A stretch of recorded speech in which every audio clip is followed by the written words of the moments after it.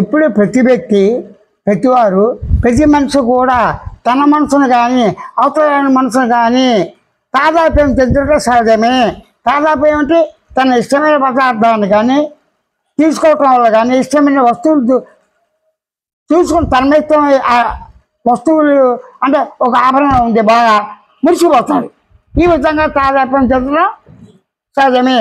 అంటే మనసు ఎరుకతో కానీ ఎరుక లేనప్పుడు కానీ నామరూపాలతో కానీ దేహంతో కానీ ఏదో విధంగా తాదాప్యం చెందక తప్పదు.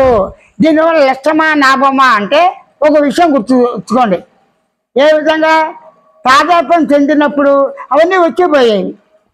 ఉదాహరణకి దేహంలో తాదాప్యం పొందాడు, దాంతో అనేక సుఖాలు పొందాడు. మనసు తాదాప్యం పొందాడు, దాని ద్వారా మనసుతో తృప్తి పడ్డాడు. కొంత దుఃఖాలు ఎక్కువగా ఉన్నాయి.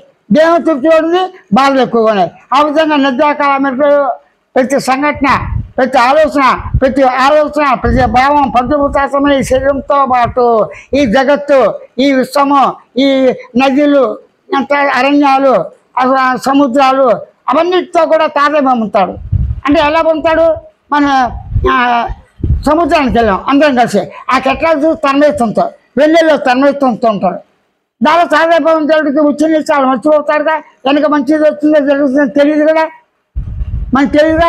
దానివల్ల రకరకాల సుఖ దుఃఖాలు కలుగుతాయి. అంటే తాదాప్యం మనసు యొక్క సహజ లక్షణమే అని మీరు అవగాహన చేసుకోండి.